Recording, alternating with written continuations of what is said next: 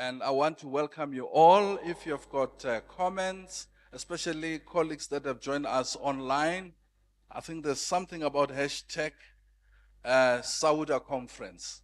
It has got two options. There's one for University of Limpopo or University of Venda. So I'm also welcoming colleagues who have joined us online. And without wasting time, I'm going to ask Professor Msindo to give him the floor. Over to you, Prof. Here's the mic.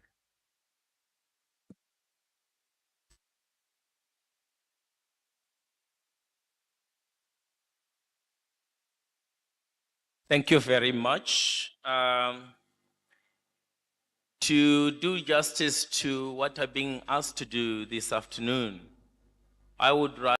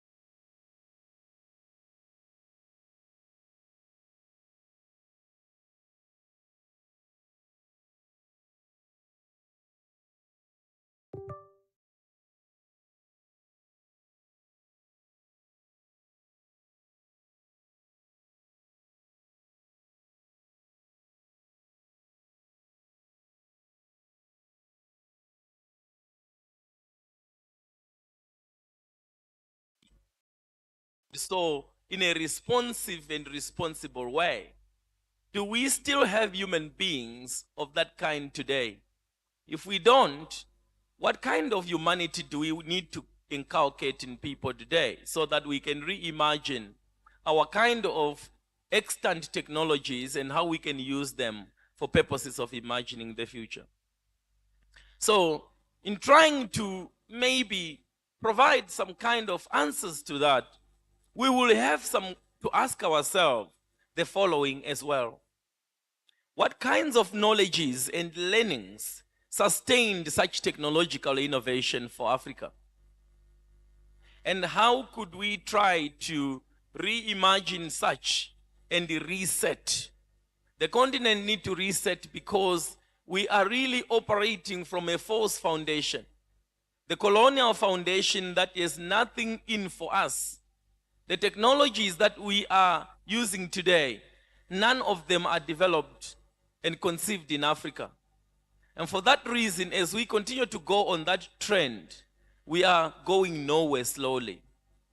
So the question is, what kind of knowledges and learnings sustained such technological innovations in the past before Africa was eventually occupied and colonized? Do we perhaps need to think about how to recenter the goals and purpose of science in Africa? What exactly is an engineering professor doing on the continent that will get the continent somewhere? In what way could we create greater synergies, for instance, between law, language, and science? What would be the benefit of trying to break the barriers that exist between the disciplines? How could that maybe inform the future of African knowledge creation and African knowledge systems in the 21st century? Could maybe history, philosophy, and information systems speak to each other? My past tells me that they did, completely separated. We are unable to. And so we hear others priding themselves, I'm an economist, I'm a historian, I'm a linguist. The other one says I'm an engineer. But how do we get all these different persons specializing in different issues to speak to each other? Could that not be the panacea to Africa's problem? I do think it could be. So when then we reflect things like methods and theories and so on in African studies, what is it that we are willing to say? What is sayable under the current research methods? What is it that elders in your community can tell you, and what is it that they cannot tell you? And why is it like that? Are we, by virtue of the methods we are using, we inherited from what are called the standards of the disciplines, are we by that token able to actually elicit the right information that might speak to the future of our communities, of our economies, of our political systems, and of our cultures? I don't think we do. My argument is that, and I'm finishing with this one sentence so that I don't continue, we need to reconfigure societies to create communities of trust so that those who make information available are able to trust the researcher. We have to dispense with the culture, with the model of gathering data. We tend to perpetuate the colonial model of visiting communities, mine the data, and departing without returning to present and speak to such communities. And that is our bane going forward. We should rather think about the relationalities between researchers and the communities. Thank you. Another round of applause, colleagues. It was actually quite prudent that we have Professor Msindo starting, because he has now given us the perspectives in terms of theories and methodologies. And of course, he started with the historical challenges or contestations that are there, and quite a very important contribution. Thank you very much, Professor.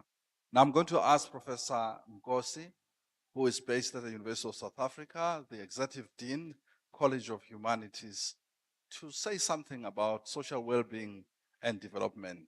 And this is in relation to the theme of this conference. Let's welcome Professor Ngosi.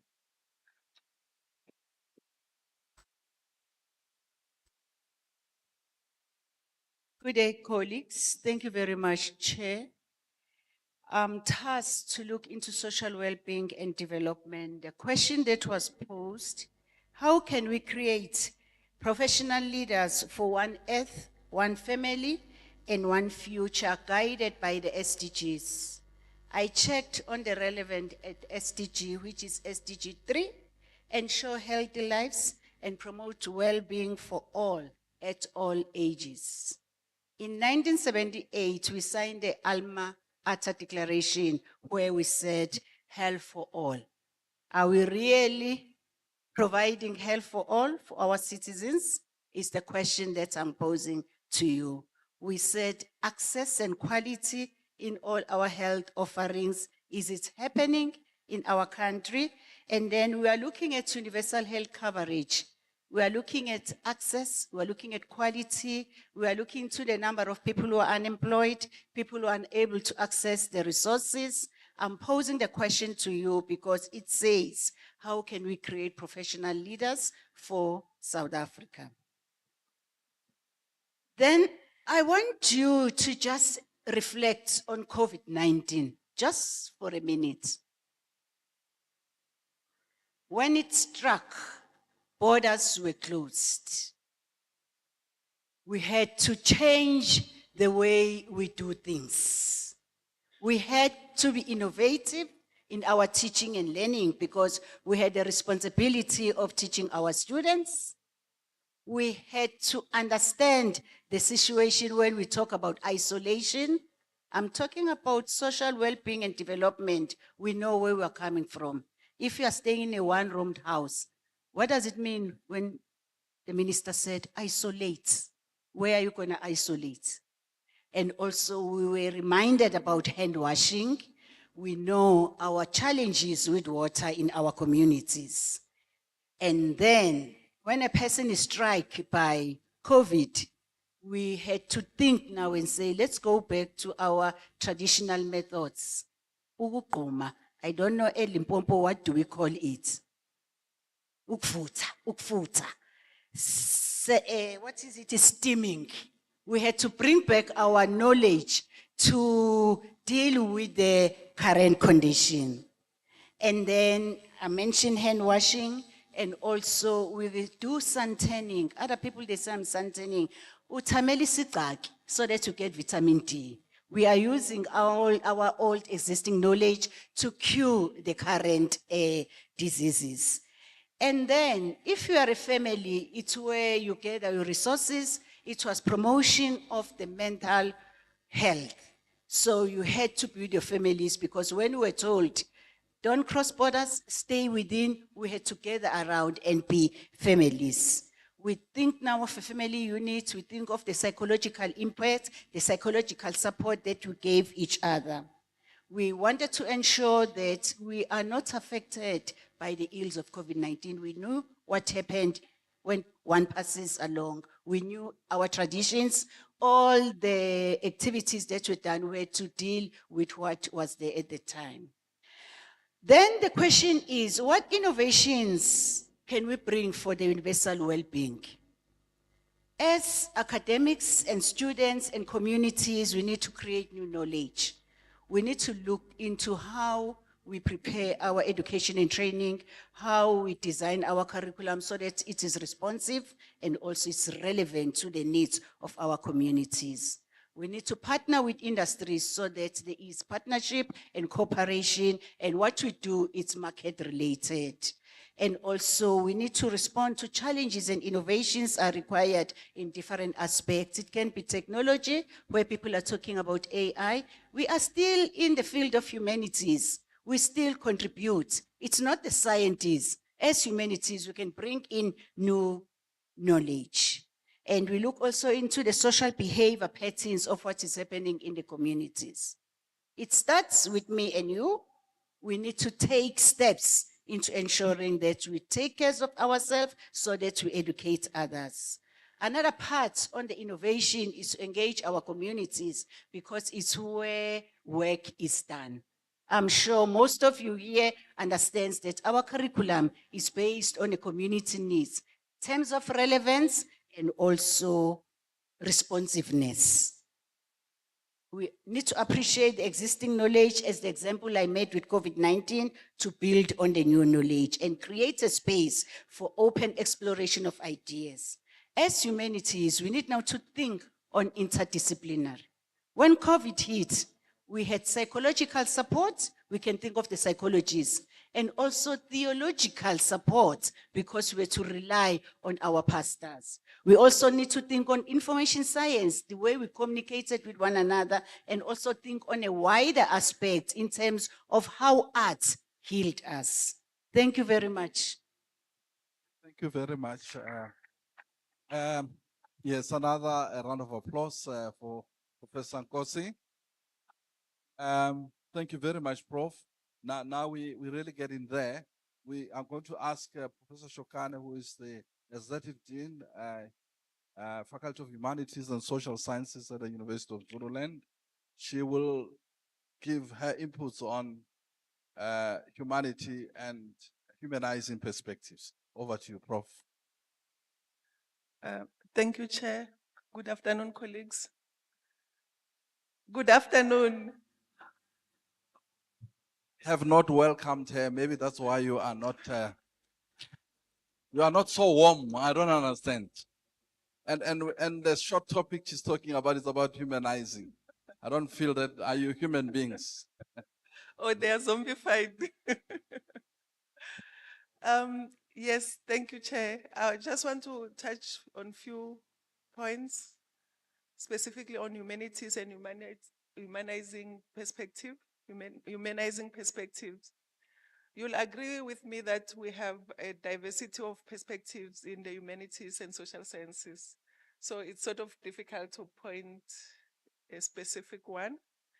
But maybe let me re-emphasize that in our field, it's very important for all of us to be familiar with the Humanities Charter. It has been there since 2011. So if you're not aware of it, you're really not in the right space, because it's there for us. It emphasizes that we have to create responsible and ethical citizens. And you'll agree with me that in higher education, that's our role, actually, to educate, to teach, to conduct research. And at the end, everything that we're doing have to be in a responsible manner.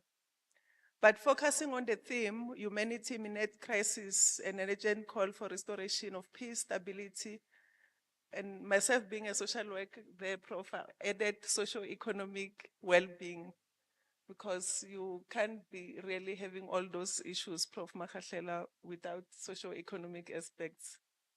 But what I want to share with you today, it's very important that we don't forget that we are still in the post-apartheid trajectory of scholarship. So whatever we're doing, we have to be sensitive to our immediate and long-term development needs, which are key in our society and also in the global south.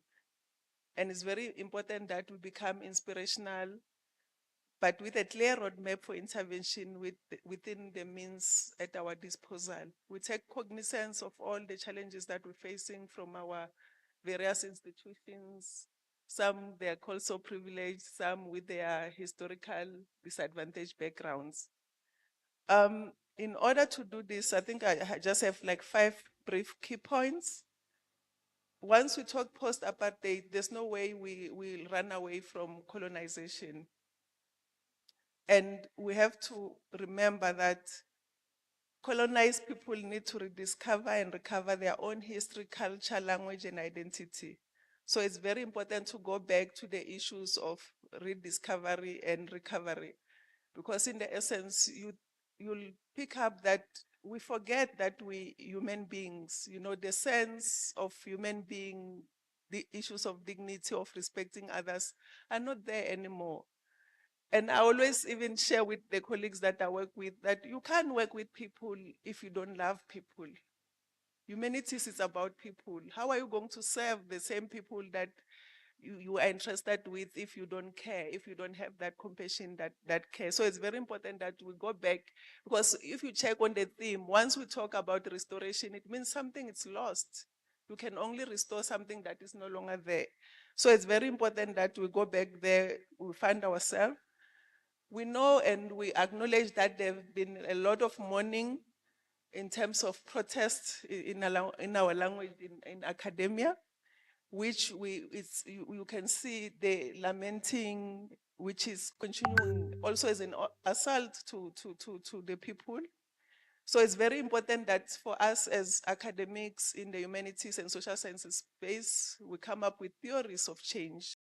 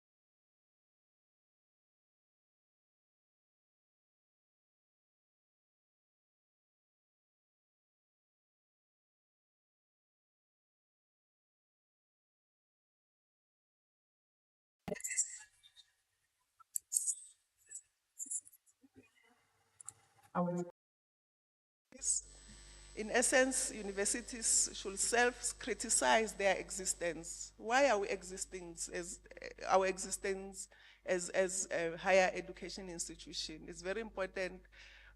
We acknowledge that most of your universities these days, they are even focusing on the issues of Africanness and the other stuff. But the issue of why do we exist as a university is very important. As I conclude, Chair, us, I believe, as humanities and social sciences, we have a moral responsibility to ensure that our local communities are recognized and benefit from the research that we're doing, including building capacity, and to ensure that whatever we do, we alleviate the pain and the suffering which is there, the issues of poverty, people that we're saving, that we're supposed to serve, they regain their dignity and improve education. And in conclusion, I'll refer this specifically for also the deans here, my colleagues. It's very important that we should have humanizing leadership. Here we're supposed to lead with integrity, competence, responsibility, accountability, and fairness.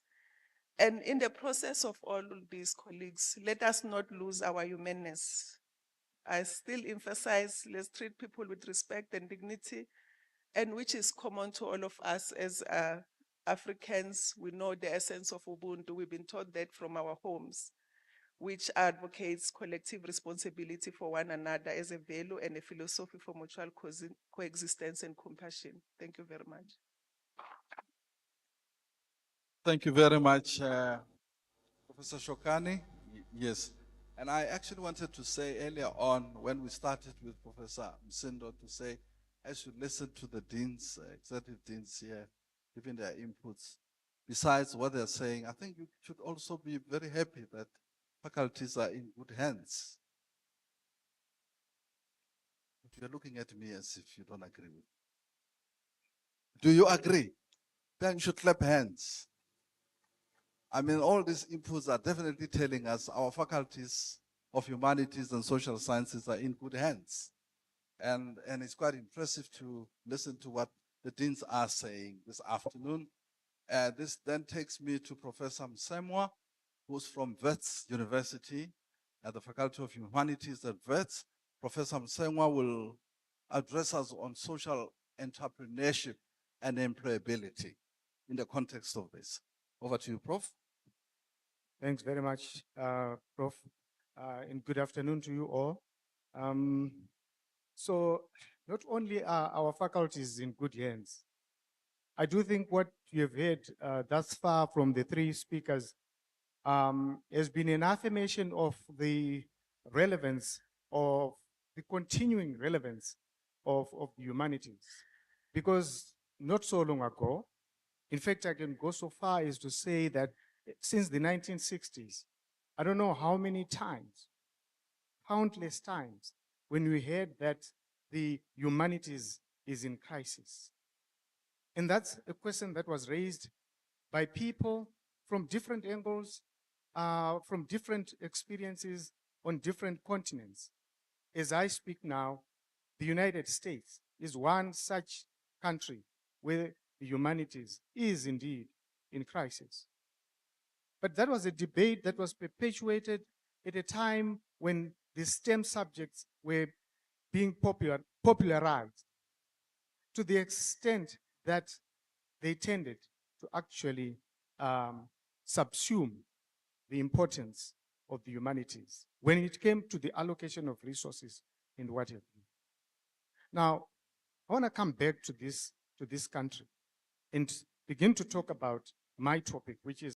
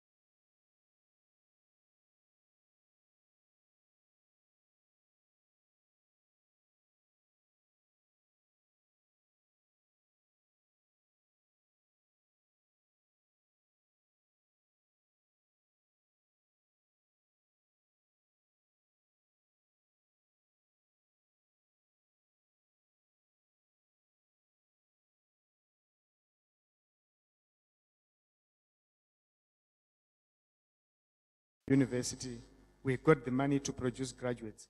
But after the degree, where do they go? And it's important for us to think seriously about where our graduates land as soon as they are done with their degrees. We need to be thinking about the kinds of attributes that our graduates have as they prepare to go into society, to assist society, because there are so many gaps that they have to think about. And so we in the humanities have had to think broadly about what it is to be entrepreneurial, to think creatively about how we employ ourselves. I think gone are the days where we all thought that after we are done with our PhDs, we are going to become lecturers. I think there's so much that we can do as social entrepreneurs. There's so much in terms of the challenges that human beings are facing currently. And in societies, the way we have been trained to actually embed ourselves within those societies. is going to, allow us to broaden our thinking about what it means to be entrepreneurial. What is it that we are doing as we produce knowledge to benefit society? A social scientist should not always be thinking about benefits or in terms of profit, in terms of monetary profit. I think we should think broadly, like all social scientists are wont to do. We should think innovatively. And I did say at the beginning that innovation was yet another word that was often thought of as, belonging to scientists. I think we are in the business of innovating. The knowledge we are producing now, the impact it is having on society is actually an exercise in innovation. So we need to think and continue to think creatively about the work we do and its relevance. And I think the humanities is front and center in terms of leading that exercise. Thank you very much. Thank you so much, Professor Msewa. Very, very important points raised there. Now, we're moving from employability and social entrepreneurship. Now we're going to look at a very, very important topic, the question of language. And this is going to be addressed by Professor Ndlovu, who is the acting dean of the Faculty of Humanities. Is that with social sciences? Oh, and law. You see, this is now getting very serious. Law. So I'm actually sitting in between humanities and law. So I must be careful here. So you can imagine the Dean of Law and Humanities. He will be addressing this important topic, the question of language. Over to you, Prof. So he's from Walter Sisulu. Yeah, in short, we say Wusu. Sorry? Yeah, I said Walter Sisulu, but I said in short Wusu. Over to you, Prof. Thank you very much, Chair. I'm not so sure if I'm going to live up to that very high billing. Nonetheless, I'll try my best. So I was asked to talk about language. And I thought in doing this, I should start by reading a quote from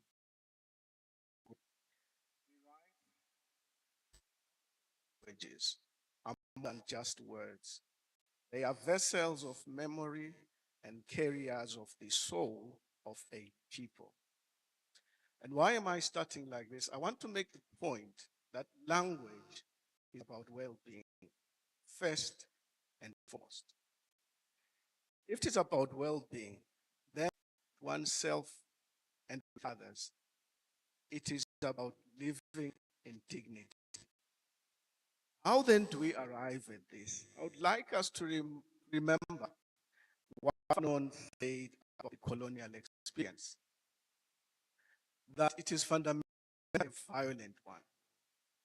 It targets the body, it targets the mind, and it results in psychosis.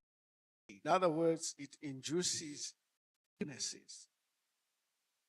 One of the vectors of those illnesses were colonial languages, which achieved a remarkable alienation of people from their environment, from their well-being, basically everything that has to do with their selves. So, what then are we meant to do? And maybe before we go there, let me give you another useful theory about what colonial languages do, or what they did, which we live with, is associated with ruin. That was its purpose, to ruin, and she calls this ruination. In other words, it left something that can be likened to rot. That rot continues, has a long life, and we still have it in the post-colonial period. So the post-colonial governments then are meant to expunge that rot, or at least to stop it. And what has the South African government done in that respect, and perhaps other African governments? I think through the language policy framework for public higher education of 1997, it has provided for us in the humanities to heal people. In other words, to work towards well-being by making sure that if people use their languages, they can recover their sense of being.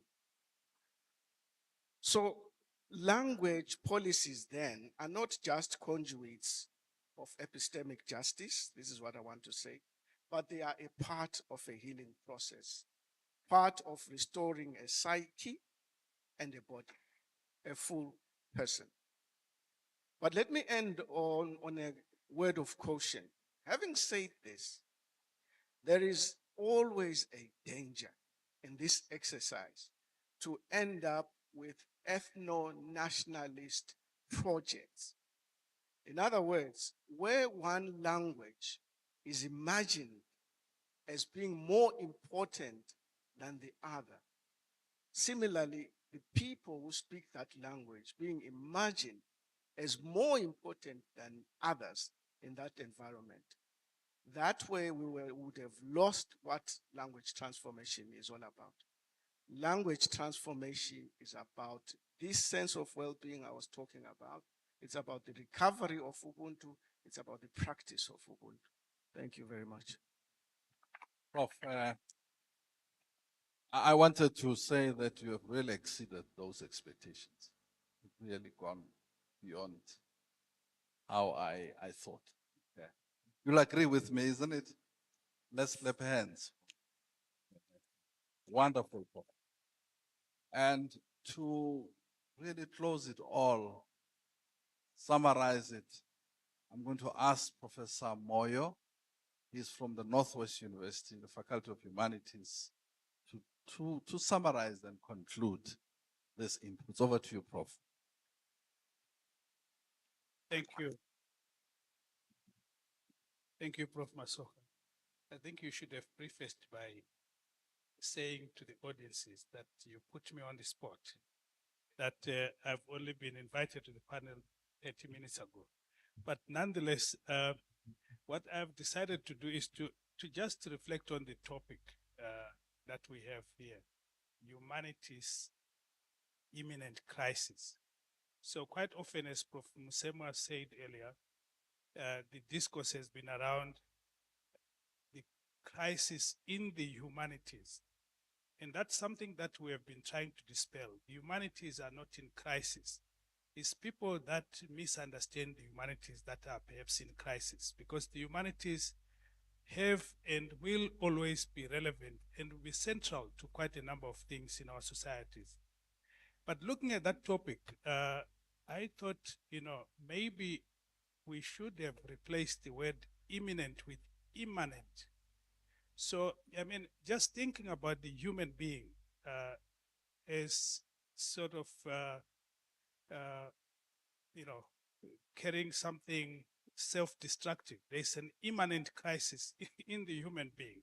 So I think the question of the humanity's immanent crisis is perhaps quite important, because if we look at all the crises, because I mean, humanity has been in crisis for time immemorial. There have always been flashes of a sense of a looming crisis, and those come and pass and so on. But today we have major crises that face us. And if you look at the source of most of those crises, they are deeply embedded in the human being, in the human greed. If you look at the way capitalism is driving our societies and how greed is actually the dominant factor, you can actually see that most of the crises that we talk about today are linked to our immanent sense of greed, which causes things like climate change, which causes things like the conflict, the forever, present danger of a war that could be cataclysmic, especially now with the nuclear and so on. You can think about the pandemics that we have been going through, HIV, and now the COVID pandemic. All these crises are traceable quite often to human behavior, to the human being. So that's why I'm proposing that perhaps we must also start thinking about and interrogating the immanent crisis in the human being, and whether it's something that we can think about correcting. If you think about technological advancement today, the artificial intelligence, the fourth industrial revolution, and so on, there's a lot of good that come with these things, but quite often we are realizing the downsides, the dangers that come with these technologies. Right now, the war in Ukraine, there is a predominance of use of drones operated by someone in faraway places and just locating and bombing and so on. And with a lot of ethical questions because they talk about taking out someone when actually it's actually a war and you're killing human beings. But I think what is also fundamental to think about is the way the old problems that face humanity are always persistent. You talk about poverty, you talk about inequality, you talk about unemployment. These are problems that are perpetually with us, partly because of the greed that I've talked about. And I think these are things that we also are quite good at interrogating as the humanities. Think about race, gender, class, all those struggles, struggles for equality and so on. Those are the things that I think place the humanities quite at the center of not only change, but finding solutions to today's problems. Thank you very much. Thank you very much, Professor Moyo. I thought that was our secret, but the secret is out that I cornered you. Maybe the only thing I can say is apologies for having done that. Colleagues, we don't have enough time because, as I said, this was going to take us to 10 to. If it's possible, if I can allow just two really pressing questions, just two. And then you will engage with the executive team. Some of them will still be here. I don't want some of the executive teams to miss their flight. And I've already noted Professor Mapaya, and then I will take Professor Ndombela. And I think, yes, I'm sorry to be so hard in this regard. Can I ask someone at the roving mic? And then, please, if you can really pose a question. I know, I was in Brazil. I was asked that. I became aware that there's a long question and a short question. So I would opt for a short question, and a long question would be there for about 10 minutes. So very short question. Thank you. Prof. Thank you, Prof. My question is, when we say humanities, are we talking in broad sense, or are we talking about a discipline? Tied to that question is, would humanities be ready to call out other non-human distractions? Because it looks like humanity is a little bit timid in the face of the might of the hardcore sciences and other, yeah. Thank you. Let's have Professor Ndombela there. I'm one of you will. Anyone who's brave to take that question? Yes, we'll see. Let's. Thank you very much. Lack of peace, instability, and lack of well-being are reaching crisis level. What can we learn or apply from our response to COVID-19? Where, as healthy as we were held hostage in our homes. How can we apply that response to respond to these conditions that are reaching crisis level? Thank you. Thank you, Professor Moyo. I'll ask you, and then the other one I'll ask Professor Ngosi, and then we'll be done. Over to you, Prof. Thank you for that very important question.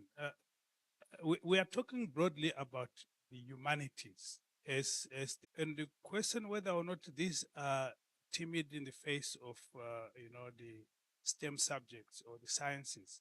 I don't think that is the fact. What you find is that the humanities actually have been around for much longer than science. If you look at the history of the academy, you find that humanities were the first, actually, because philosophy and religion were right at the beginning of education, or if we call it intellectual education, and science came much later, and being questioned quite a lot at that stage as something heretic and something threatening what was then dominant, which was more religion and philosophy. So we go far back, beyond the sciences. But what is more important in today's world is just how the humanities are central to understanding and unlocking some of the challenges that we faced. If you look at the COVID-19 situation, or even the HIV crisis, what worked most was understanding human behavior and trying to find solutions by looking at how you can try to not just manipulate but understand how human behavioral patterns can aid communication of different kind of solutions. So in the COVID-19 situation, we've had a lot of interventions from the social sciences to try to understand communities and how all these interventions could work in different types of communities, and that cannot be done by sciences. Thank you. Thank you very much, Professor Moyo. And the last question posed by Professor Ntombela will be responded to by Professor Nkosi. Thank you, Chair, and thanks, Prof. Ntombela. On the word that you use, hostage, I want us to think. COVID-19, we did not know what was the causative organism of it. What we knew is that it led to death. So we had to come up with strategies that say, let us help and solve this problem because there is no treatment. As humanities here, we know that anything that happens, you need to be surrounded by your family.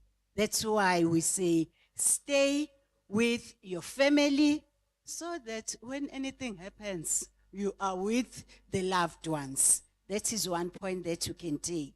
And the second one, if you remember very well, because we did not have treatment, it was like healthy eating, sleep, relax. There was no treatment. On the positive side of the COVID-19, it helped us to be creative. It helped us to come up with new strategies. As the biggest universities of the land, we had to think fast.